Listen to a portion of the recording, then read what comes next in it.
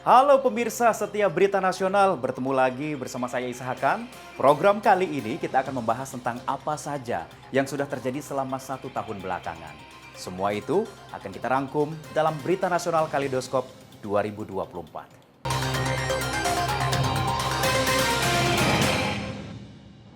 Pelantikan Presiden Prabowo Subianto dan Wakil Presiden Gibran Rakabuming Raka mendapat apresiasi hingga standing applause dari anggota legislatif di kawasan Komplek Parlemen DPR, MPR, DPD Senayan, Jakarta Selatan. Keduanya mendapat standing applause selama acara pelantikan berlangsung. Acara pelantikan Presiden dan Wakil Presiden dihadiri ratusan tamu undangan negara dan ratusan anggota legislatif. Sejumlah momen standing applause terekam kamera ketika Ketua MPR Ahmad Muzani menyebut nama Presiden Prabowo Subianto dan Wakil Presiden Gibran Rakabuming Raka Minggu 20 Oktober 2024. Selain itu, momen standing applause lainnya juga tertangkap mata kamera ketika Ketua MPR Ahmad Muzani mengucapkan terima kasih atas jasa dan tenaga Presiden terpilih ke-7 Joko Widodo, Wakil Presiden Ma'ruf Amin. Ucapan terima kasih itu mendapat standing applause dari Presiden Prabowo Subianto beserta tamu yang hadir di acara tersebut. Dalam pidato perdananya sebagai Presiden Republik Indonesia, Prabowo Subianto mengajak pejabat negara untuk bersama-sama memberantas korupsi di Indonesia. Ia menekankan pentingnya contoh yang baik dari semua level pejabat dalam menjalankan kepemimpinan pemerintahan yang sebersih-bersihnya. Hari Minggu, Presiden baru Republik Indonesia Prabowo Subianto menyampaikan pidato perdananya di hadapan Majelis Permusyawaratan Masyarakat. Dalam pidatonya, Prabowo menyoroti isu korupsi yang telah meresahkan masyarakat Indonesia. Kalau ikan busuk, busuknya dari kepala, kata Prabowo. Semua pejabat dari semua eselon harus memberi contoh untuk menjalankan kepemimpinan pemerintah yang sebersih-bersihnya. Ia menekankan bahwa pemberantasan korupsi bukan hanya tanggung jawab individu atau kelompok tertentu, tetapi merupakan tugas kolektif bagi semua pejabat negara. Prabowo juga mendesak agar sistem pemerintah dipertahankan dengan cara yang transparan dan akuntabel. Kita harus berani menghadapi dan memberantas korupsi dengan perbaikan sistem, penegakan hukum yang tegas, serta digitalisasi, katanya. Menurut Prabowo, langkah-langkah ini dapat membantu mengurangi korupsi secara signifikan. Namun, ia juga menekankan bahwa contoh yang baik dari semua level pejabat sangatlah penting demi menjaga integritas pemerintah. Dengan demikian, Presiden Prabowo menunjukkan komitmen seriusnya dalam upaya membersihkan pemerintahan dan meningkatkan kepercayaan publik terhadap institusi-institusi negara.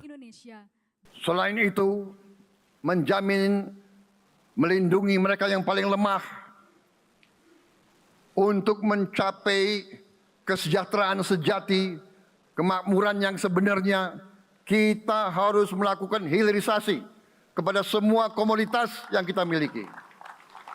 Nilai tambah dari semua komoditas itu harus menambah kekuatan ekonomi kita sehingga rakyat kita bisa mencapai tingkat hidup yang sejahtera. Seluruh komoditas kita harus bisa dinikmati oleh seluruh rakyat Indonesia. Saya sudah katakan, kita harus berani menghadapi dan memberantas korupsi dengan perbaikan sistem, dengan penegakan hukum yang tegas, dengan digitalisasi. Insya Allah kita akan kurangi korupsi secara signifikan. Tapi ini harus kita lakukan. Seluruh unsur pimpinan harus memberi contoh. Ingarso sing tulodo.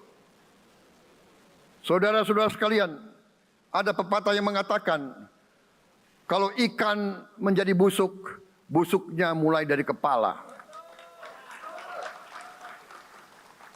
Semua pejabat dari semua eselon dan semua tingkatan harus memberi contoh untuk menjalankan kepemimpinan pemerintahan yang sebersih-bersihnya. Mulai dengan contoh dari atas dan sesudah itu penegakan hukum yang tegas dan keras.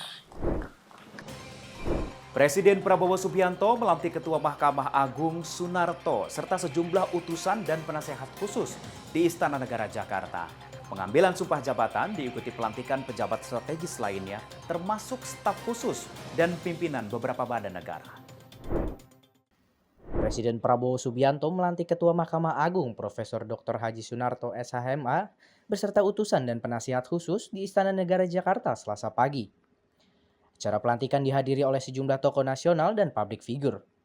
Selain Ketua Mahkamah Agung, Presiden juga mengangkat beberapa utusan khusus seperti Haji Muhammad Mardiono untuk bidang ketahanan pangan dan Kiai Miftah Maulana Habibur Rahman dalam bidang kerukunan beragama. Serta Raffi Ahmad sebagai utusan khusus bidang pembinaan generasi muda dan pekerja seni. Presiden Prabowo juga mengangkat penasihat khusus Presiden yakni Luhut Binsar Panjaitan hingga Dudung Abdurrahman. Selain itu, tidak hanya penasihat khusus, sejumlah tokoh penting lain juga ditunjuk Presiden untuk memimpin badan strategis seperti Budiman Sujatmiko yang ditunjuk sebagai Badan Percepatan Pengentasan Kemiskinan. Langkah ini dianggap sebagai upaya memperkuat tim pemerintahan dengan melibatkan tokoh-tokoh dari berbagai latar belakang, mulai dari akademisi hingga praktisi seni. Mengangkat Profesor Dr. H. Sunarto, SHMH, sebagai Ketua Mahkamah Agung, terhitung sejak saat pengucapan sumpah dan janji. Pengangkatan saudara-saudara sebagai Gubernur Lembaga Ketahanan Nasional Republik Indonesia, penasihat khusus Presiden, utusan khusus Presiden, dan staf khusus Presiden. Kepala Badan Pengendalian Pembangunan dan Investigasi Khusus, Kepala dan Wakil Kepala Badan Pengelola Investasi Daya Anagata Nusantara, Kepala dan Wakil Kepala Badan Penyelenggaraan Haji, Kepala dan Wakil Kepala Badan Percepatan Pengentasan Kemiskinan, Kepala dan Wakil Kepala Badan Penyelenggara Jaminan Produk Halal, Wakil Kepala Badan Gizi Nasional. Dari Jakarta, Natasha Alko, Dewa, dan kru yang bertugas melaporkan untuk Berita Nasional TV. Kejaksaan Agung menangkap 3 hakim Pengadilan Negeri Surabaya dan seorang pengacara yang memberi vonis bebas ke terdakwa Gregorius Ronald Tanur dalam kasus dugaan pembunuhan. Penangkapan ketiga hakim ini terkait kasus dugaan suap yang diterima melalui pengacara Gregorius Ronald Tanur. Hal tersebut disampaikan oleh Direktur Penyidikan Jaksa Agung Muda Pidana Khusus, Abdullah Kohar, di kantor Kejaksaan Agung Kebayoran Baru, Jakarta Selatan, Rabu malam. Abdullah Kohar menjelaskan penangkapan ketiga hakim tersebut terkait pemberian vonis bebas Ronald Tanur dalam kasus dugaan pembunuhan Dini Sera Afrianti di Pengadilan Negeri Surabaya. Setelah melakukan pengusutan terkait pelanggaran etik para hakim terkait vonis bebas tersebut dan berdasarkan bukti yang cukup, penyidik Jaksa Agung Tindak Pidana Khusus menetapkan 3 hakim dan 1 orang pengacara sebagai tersangka. Para tersangka tersebut adalah Erin Tuah Damanik, Mangapul, dan Heru Hanindyo, serta pengacara Lisa Rahmat yang diduga sebagai perantara pemberi suap. Selain penangkapan, tim penyidik juga melakukan penggeledahan. Setelah dilakukan pemeriksaan terhadap yang bersangkutan, jadi setelah yang bersangkutan ditangkap, setelah penggeledahan, kemudian dibawa ke Kejaksaan Tinggi Jawa Timur untuk 3 tersangka, kemudian yang untuk pengacara kita periksa di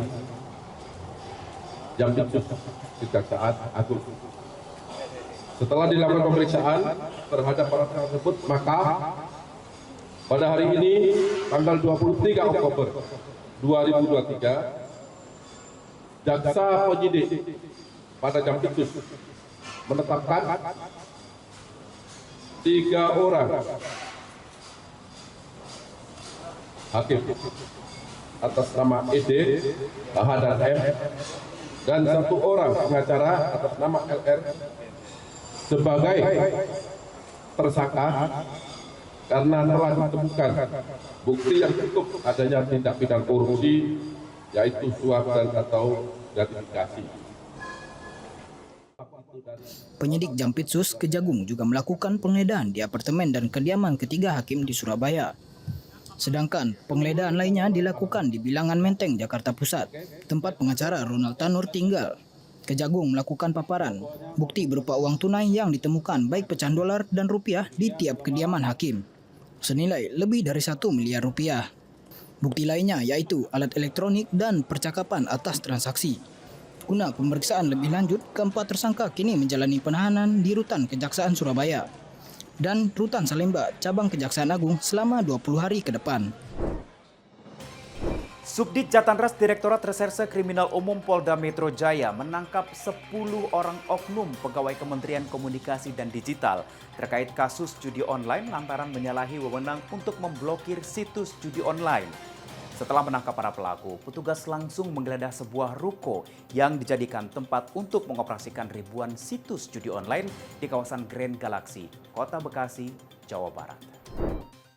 Setelah menangkap 10 orang oknum pegawai Kementerian Komunikasi dan Digital RI serta 1 orang masyarakat sipil, tim Opsnal Subdit Jatanras menggerebek sebuah ruko yang dijadikan tempat mengoperasikan ribuan situs judi online di kawasan Grand Galaxy, Kota Bekasi, Jawa Barat pada Jumat siang.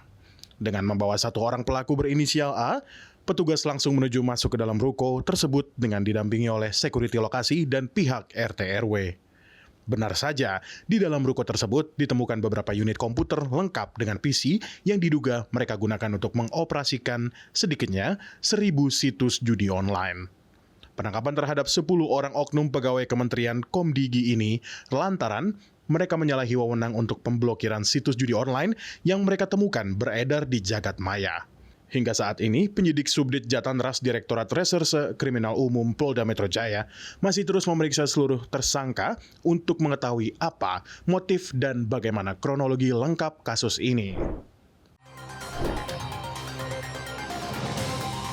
Ya pemirsa, jangan beranjak, informasi menarik lainnya akan kami hadirkan usai jeda.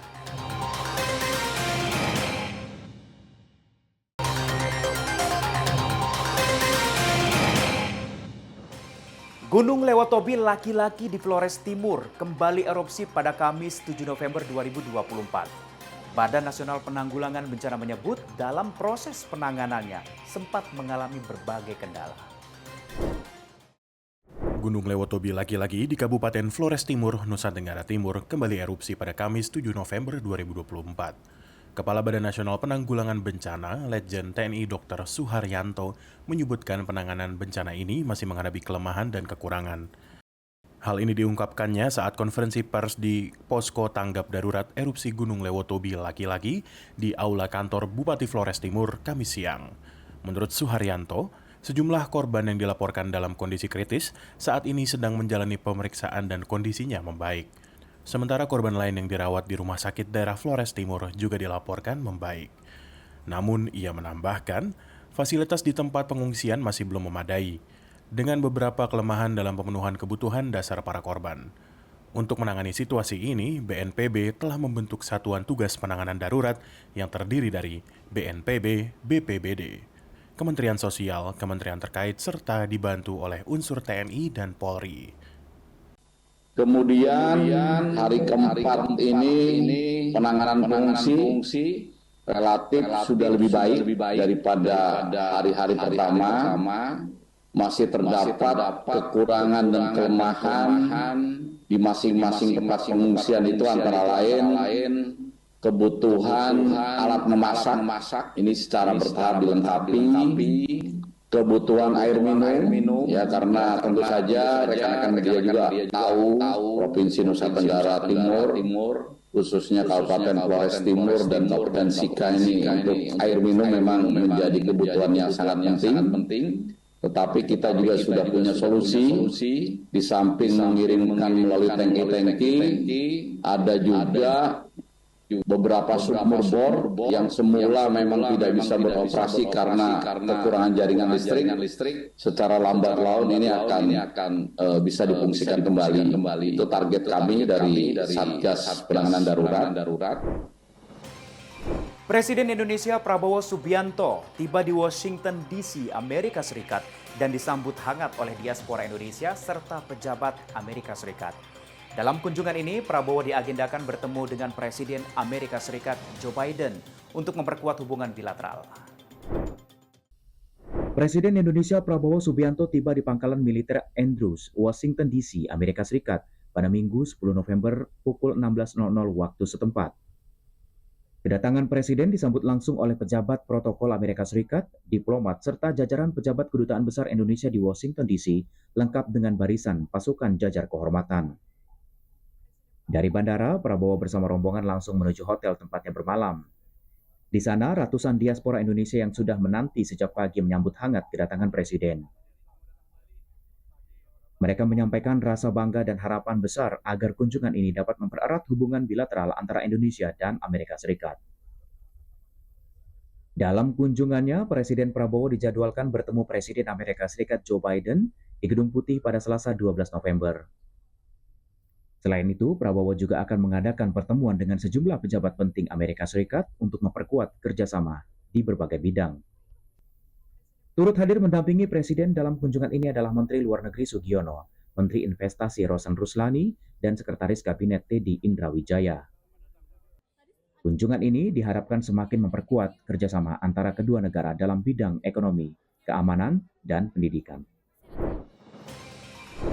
Bea Cukai telah melakukan penindakan sebanyak 31.275 kasus penyelundupan dalam kurun waktu Januari sampai November 2024. Total nilai barang mencapai 6,1 triliun rupiah dan berpotensi merugikan negara sebesar 3,9 triliun rupiah. Menteri Keuangan Sri Mulyani mengungkapkan Bea Cukai telah menindak 31.275.000 kasus penyelundupan sejak Januari 2024. Ia katakan nilai total barang mencapai 6,1 triliun rupiah. Sri Mulyani katakan para pelaku bisa melakukan 5.000 hingga 10.000 penyelundupan tiap bulannya. Akibat perbuatan mereka, negara berpotensi mengalami kerugian hingga 3,9 triliun rupiah. Sejak awal tahun 2024 ini telah dilakukan penindakan penyelundupan di bidang kepabeanan dan cukai sebanyak 31.275 kali Bapak Menko. Ini kami laporkan ke Pak Menko Polham juga karena beliau 31.275 dari Januari hingga November. Jadi kita bayangkan setiap bulannya sudah lebih dari 5.000 yang kita lakukan. Nilai barangnya 6,1 triliun dan potensi kerugian negara bisa mencapai 3,9 triliun. Miftah Maulana menyatakan pengunduran diri sebagai utusan khusus Presiden. Hal itu diucapkan usai video candaannya dengan pedagang es teh menuai kontroversi dan viral di media sosial. Miftah Maulana Habibur Rahman alias Gus Miftah menyatakan mengundurkan diri dari jabatan utusan khusus Presiden bidang kerukunan beragama dan pembinaan sarana keagamaan. Pengumuman itu ia sampaikan di Ponpes Ora Aji, Kapanewon, Kalasan, Kabupaten Sleman, Jumat 6 Desember 2024. Miftah mengatakan keputusan pengunduran diri itu dilakukan tanpa tekanan atau paksaan siapapun. Pernyataan itu disampaikan oleh Gus Miftah sembari meneteskan air mata. Miftah juga mengungkapkan rasa terima kasih kepada Presiden Prabowo yang sempat memberikan kepercayaan sebagai utusan khusus Presiden. Ia juga meminta maaf karena belum bisa menjadi contoh yang baik bagi publik. Saya memutuskan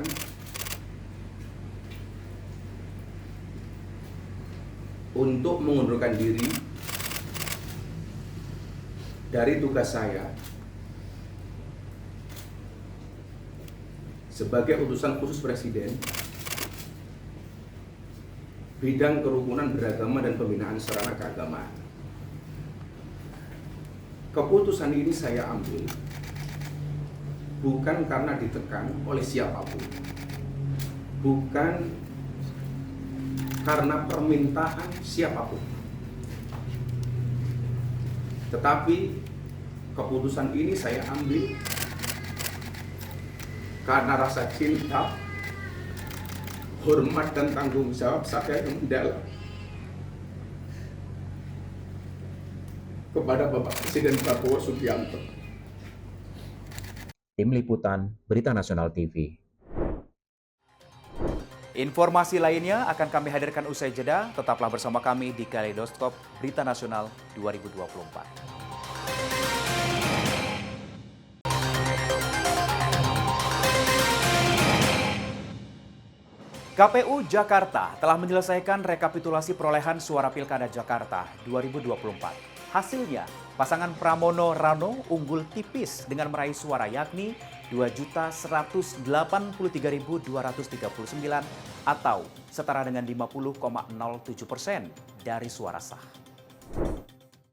KPUD Provinsi DKI Jakarta telah menyelesaikan rekapitulasi perolehan suara Pilkada DKI Jakarta 2024.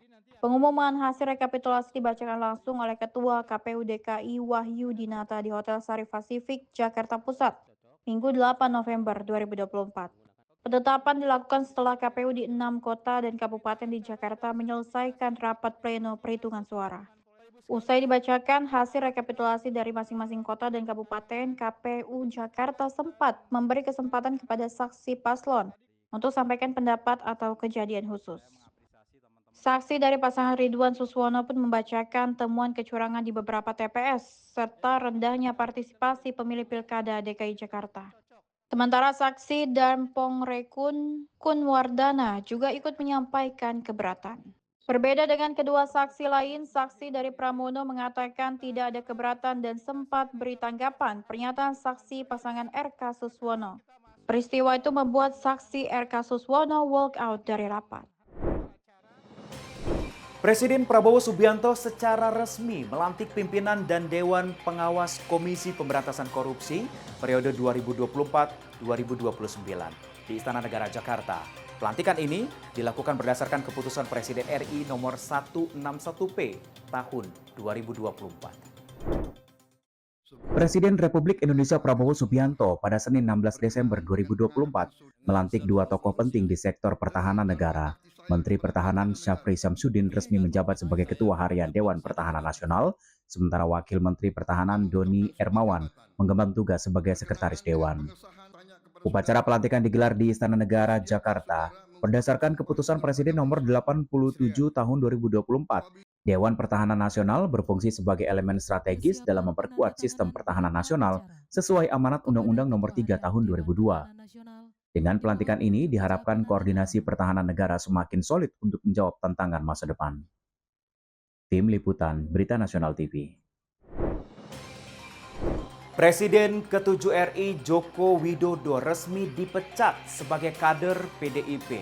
Ditemui di kediaman pribadinya di Sumber, Solo, Jawa Tengah, Jokowi mengaku menghormati keputusan PDIP tersebut. PDIP resmi memecat Presiden ke-7 RI Joko Widodo dari keanggotaan partai. Pemecatan tersebut berdasarkan surat keputusan nomor 1649 KPTS/DPP 12 Romawi 2024 tentang pemecatan Joko Widodo dari keanggotaan PDIP. Merespon pemecatan tersebut, Joko Widodo menanggapinya dengan santai, dengan melempar senyuman dan menyampaikan partai perorangan. Jokowi mengaku sangat menghormati keputusan tersebut. Jokowi juga menegaskan bahwa waktu yang akan menguji keputusan PDIP dengan memecat dirinya dan keluarganya tersebut. Saat disinggung soal pengembalian KTA, Jokowi hanya menjawab dengan senyuman saja. Ditanya soal dirinya apakah akan masuk ke partai lain, lagi-lagi Jokowi enggan memberikan komentar. Saya menghormati itu. Dan saya tidak dalam posisi untuk membela atau memberikan penilaian ya, karena keputusan itu sudah terjadi. Nanti waktu yang akan mengujinya ya.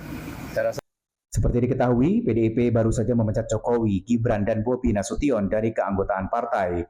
Pengumuman pemecatan tersebut disampaikan oleh Ketua DPP PDIP Bidang Kehormatan Partai Komarudin Watubun, didampingi sejumlah Ketua DPP PDIP lainnya. Dari Solo, Jawa Tengah, Raditya Hermansyah, Berita Nasional TV. Komisi Pemberantasan Korupsi resmi menetapkan Sekretaris Jenderal PDI Perjuangan, Hasto Kristianto, sebagai tersangka kasus dugaan suap terhadap mantan Komisioner Komisi Pemilihan Umum, Wahyu Setiawan. Pengumuman ini disampaikan Ketua KPK, Setio Budianto, dalam konferensi pers di Gedung KPK, Jakarta Selatan pada Selasa, 24 Desember 2024. Kasus ini bermula pada tahun 2020 ketika KPK mengusut dugaan suap terkait pergantian antar waktu atau PAW anggota DPR. Sebelumnya 3 orang telah dijerat hukum dan divonis bersalah, yakni Wahyu Setiawan, Agustiani Tio Fridelina, dan Saiful Bahri. Sementara itu Harun Masiku, sosok yang diduga terlibat dalam kasus ini, masih menjadi buronan. Menurut Setio Budianto, Hasto diduga memiliki peran sentral dalam upaya agar Harun Masiku menggantikan Rizky Aprilia sebagai anggota DPR dari daerah pemilihan Sumatera Selatan 1. Hasto disebut meminta Mahkamah Agung untuk mengeluarkan fatwa guna mendukung pergantian tersebut, bahkan sempat menahan surat pelantikan Rizky. Wahyu Setiawan yang merupakan komisioner KPU saat itu diduga menerima uang suap untuk meloloskan pergantian tersebut. Hasto kini dijerat dengan pasal 5 ayat 1 huruf A atau B, serta pasal 13 Undang-Undang Tindak Pidana Korupsi. Selain itu, Hasto juga ditetapkan sebagai tersangka dalam kasus dugaan perintangan penyidikan. Kasus ini menambah daftar panjang penyelesaian perkara korupsi yang menyeret elit politik di Indonesia. KPK berkomitmen untuk menuntaskan kasus ini hingga tuntas.